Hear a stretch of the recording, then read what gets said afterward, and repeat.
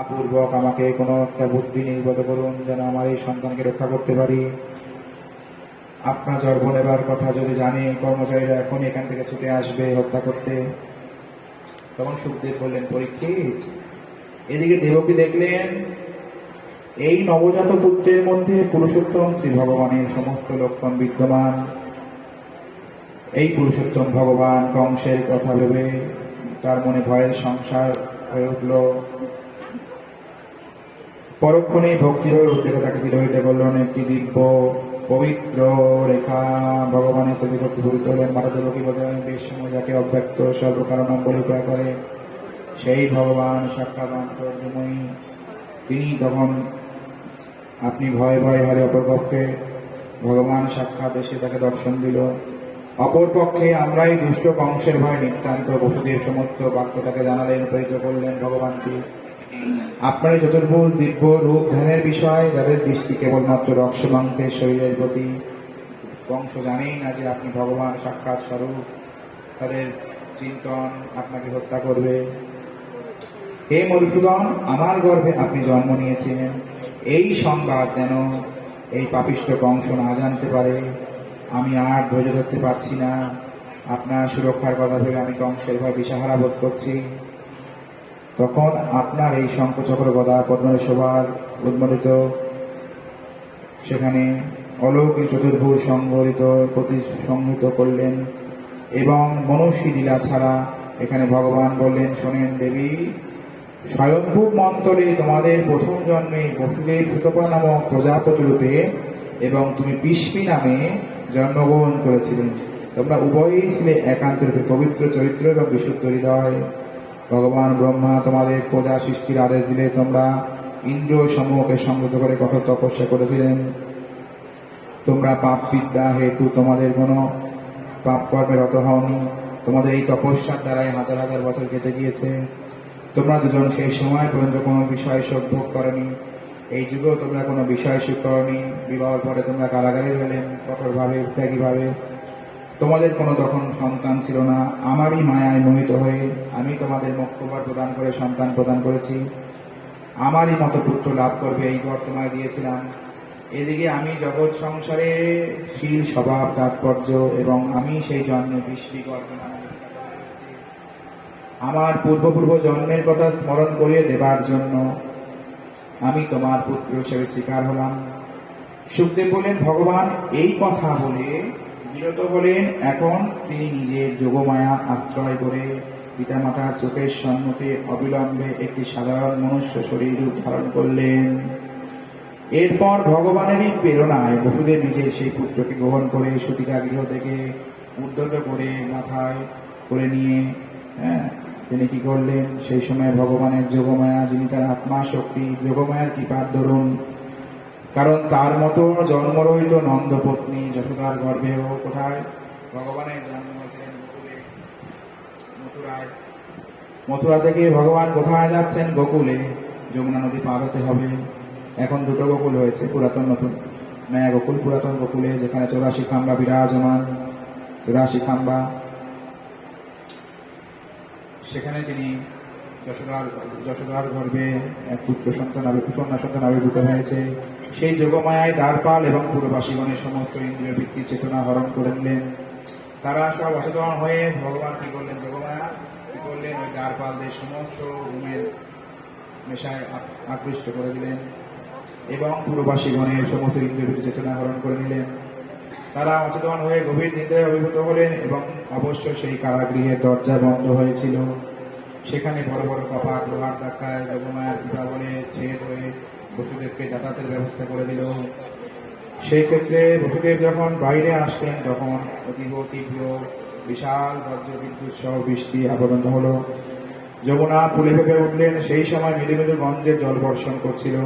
তখন সেই যমুনাপুরীর থেকে শেরশাহী নারায়ণ ভগবান শেষনাগ অনন্তদেব শয্যা, তিনি বসুদেবের পশ্চাতে গমন করলেন। পশ্চাৎ পিছিয়ে পিছিয়ে মাথায় ছত্রা করে ভগবানের মস্তক ধারণ করলেন। তখন বর্ষকাল হওয়া ইন্দ্রদেব বহুল পরিমাণে বৃষ্টি সম্পাদন করার ফলে যমুনা জলরাশি অত্যন্ত বৃদ্ধি পেলেন। যমুনা হেঁটে পরিক্রমা করে ভয়ঙ্কর প্রভাবের মাধ্যমে তিনি সমুদ্র নিজ বক্ষের উপরে ধারণ করে সীতাপতি রামচন্দ্র যেমন বক্ষের উপরে পথ তৈরি করেছিলেন, তেমন তিনিও ভগবান সাক্ষাৎ তাকে সেইভাবে প্রেরিত করলেন। বসুদেব নন্দরাজ ব্রজভূমিতে গোকুলে গিয়ে দেখলেন যে গোপগণ সেখানে গভীর নিদ্রায় আবির্ভূত হয়ে আছেন এবং অচেতনের মতো সেখানে পড়ে রয়েছেন। নিজের পুত্রটিকে মাথা যশোদার কাছে শুয়ে দিয়ে নবজাত কন্যাটিকে নিয়ে কারাগৃহে ফিরে এলেন। সেখানে এসে তিনি সেই কন্যাটিকে দেবকী শয্যায় শুয়ে দিলেন এবং নিজের পায়ে লোহ শিকল পুনরায় আবার পরিধান করলেন। এদিকে নন্দপত্নী যশোদাও তার একটি পুত্র না কন্যা তা বিশেষভাবে বুঝতে পারেননি। অত্যন্ত পরিশ্রান্ত সন্তান প্রসব হওয়ার পরে তাছাড়া যোগমায়া তার স্মৃতিশক্তি সমস্ত অপহরণ করে নিয়েছিলেন এবং সেই ক্ষেত্রে তিনি কি করলেন? সুখদেব বললেন, হে পরীক্ষিত, বসুদেব ফিরে এলে সেই নগরের বাইরে ভিতরে সমস্ত দরজা নিজে নিজে আবার বন্ধ হয়ে গেলেন। তার দ্রুত ভোজরাশি দ্বারা সেখানে কংস এবং উদ্বেগা কুলচিত্তের বার্তায় প্রতিজ্ঞা করছিলেন, কেউ কিছু জানতেই পারলেন না। সমস্ত সেখানে যোগমায়ের প্রভাবে নিস্তেজ হয়ে গেল। এদিকে যশোদা মা সকালবেলা উঠে দেখছে তার গর্ভে ফুটফুটে একটা লালা হয়েছে, সন্তান হয়েছে, পুত্র সন্তান। সন্তান দেখা মাত্রই সুখদেব বলেন সেই সদর কন্যাটিকে নিজে কৃপা করে দেবকী তার কোলে নিলেন এবং করে আশ্রিত করে একান্ত কাতরভাবে কাঁদতে কাঁদতে দেবকী এইভাবে তার প্রাণ ভিটে করতে চাইলেন। এদিকে কংস জানা মাত্র দেবকীর ঘরে সন্তান জন্মগ্রহণ করেছে, জানা মাত্র দেবকী এসে উঠলেন দেবকীর কাছে। কংস এসে বললেন, কোথায় সেই সন্তান, অষ্টম গর্ভাচিত সন্তান? দেখলেন সন্তান গর্ভাচিত সন্তান, সেখানে কন্যা সন্তানের জন্ম হয়েছে। পুরো কংসের মনে কোন রকম দয়ার উদ্বেগ হইল না। দেবকী বলছে, আপনি দাদা, আপনার তো অভিশপ্ত হয়েছিল যে কন্যা সন্তান, পুত্র সন্তান আপনাকে ধ্বংস করবে, এতে কন্যা সন্তান এসে উদ্যোগিত হল। তখন এই কথা শুনেও তার দয়ার শরীর নয়, খুব ভূতগ্রাস্ত হয়ে তিরস্কার করে হাত থেকে কন্যাটিকে ছিনিয়ে নিলেন এবং সাতসিদ্ধি নিজের অভিষ্ট পূরণে একমাত্র লক্ষ্য হয় তার মন থেকে স্নেহ ভালোবাসা কোমল বৃত্তিগুলি সম্পূর্ণভাবে উৎপাত হয়েছিলেন। নিজের বনে সেই নবজাত কন্যাটির পা দুটি ধরে সেটাকে এক পাথরের উপরে সজরে আছাড় মারল। শ্রীকৃষ্ণ ছোট মণ্ডপে জন্ম নেওয়া সে কন্যাটির সাধন করেছিলেন না, তিনি ছিলেন স্বয়ং সাক্ষাৎ দেবী যোগমায়া। তিনি কংসের হাতে তৎক্ষণাৎ উঠতে গিয়ে শূন্যে মহিষী দেবী রূপে অষ্টভুজে ৮ রকমের যোগমায়া দেবীর ৮ ভুজ অষ্টভুজ। যোগমায়া মহামায়ার অর্থে বলাবেন না, মহামায়া দেবী দুর্গা, যোগমায়া অষ্টভুজা কৃত দুর্গা। তার হাতে কংসী আছে, ত্রিশূল আছে, শঙ্খ চক্র গদা পদ্মধারী। সেই যোগমায়ার ভজন আমাদের বৈষ্ণবদের। তিনি কি করলেন? তৎক্ষণাৎ গিয়ে শূন্যে দেবীর রূপ ধারণ করলেন। তিনি দিব্যমালা বস্ত্র অলঙ্কার ভুজেছিলেন, ৮ হাতে ধনু, শূল, বাণ, রণ, তরবারি, শঙ্খ চক্র গদা, এই ৮ অস্ত্র শোভা পাচ্ছিল। সিদ্ধচারণ গন্ধর্ব অপ্সরা কিন্ন নাগগণ বহুবিধ উপাচারে স্তবগান করলেন। দেবীর বচন শুনে কংস যার করোনায় বিস্মিত হল এবং দেবকী বসুদেবকে পণ্ডদোষ থেকে মুক্তি করে অত্যন্ত বিনীতভাবে বলল। এবার দেবকী বসুদেবকে বন্ধুদের থেকে মুক্ত করলেন। বোন এবং ভগ্নিপতি আমার, হায় রাক্ষসেরা যেমন নিজেদের সন্তানকে বধ করে, তেমনই পাপাত্মা আমি তোমাদের এতগুলো পুত্রকে হত্যা করেছি, দিক আমাকে। কংস নিজে নিজে ভীতগ্রস্ত হয়ে গেলেন। এইভাবে বসুদেব দেবকীকে আবার পুনর্সিংহাসনে বসালেন। এদিকে নন্দভবনে ভগবান আবির্ভূত হওয়ার পরে নন্দবাবার আনন্দের আর সীমা রইল না। চারিদিকে গাভী যত কিছু আছে, ধেনু পুচ্ছ সমস্ত কিছু। পরের দিন সকালে তিনি কি করলেন? সারা গোকুলবাসীকে আমন্ত্রণ করলেন। নন্দবাবার আনন্দের আর সীমা রইল না।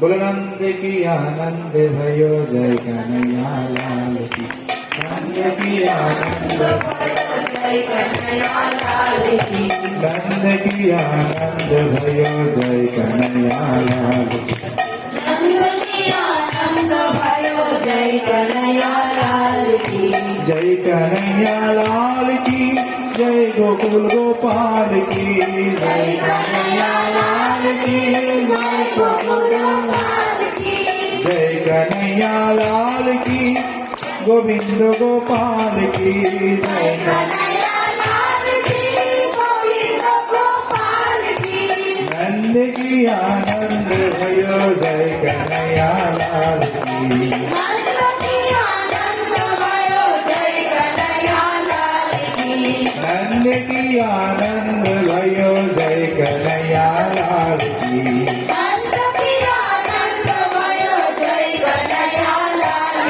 এভাবে নন্দবাবার আনন্দ আর ধরছে না। হ্যাঁ, মানে গোকুল একেবারে নেচে উঠেছে। নন্দবাড়িতে উৎসব মানে, গোয়ালার বাড়িতে উৎসব মানে যে কি আনন্দ, সে আমাদের বৃন্দাবনে বিয়ে হলে বা কোনো কিছু উৎসবাদি হলে পরে খুব আনন্দ সই হিন্দি ভজনাদি হয়। হিন্দি ভজনাদির দ্বারা ভগবানকে লাভ মানে স্থাপন করা হয়। আর সেই নন্দ বাবার আনন্দ হচ্ছে না, চারিদিকে আনন্দ। বলে হাতি কিনে ঘোড়া কিনে আর কিনে পাল কি। হাতি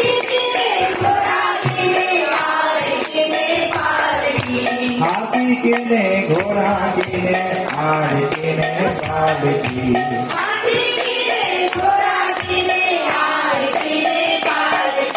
नंद की आनंद भयो जय हो गोपाल की।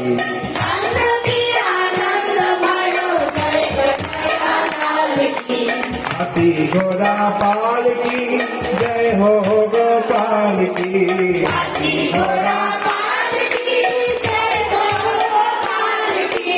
हाथी घोड़ा पाल की जय हो गोपाल की।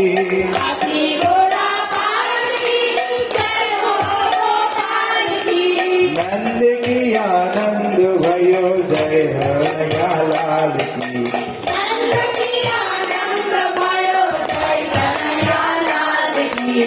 नंद की आनंद भयो जय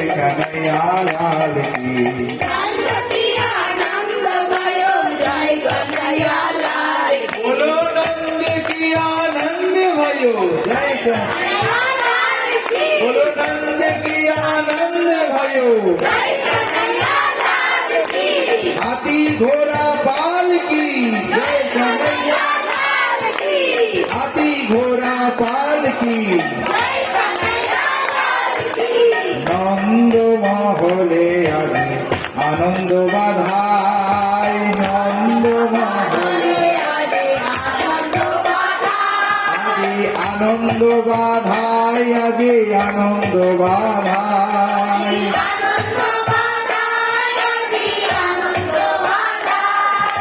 নন্দ মহলে আজি আনন্দ বাধাই।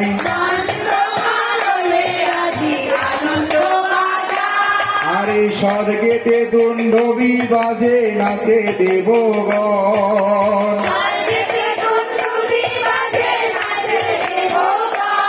ওই স্বর্গেতে দুণ্ডবি বাজে নাচে দেবগণ।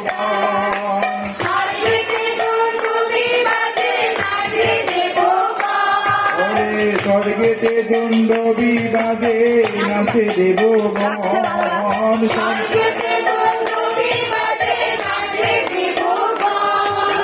হরি হরি হরি বলে হরির ভুবন। হরি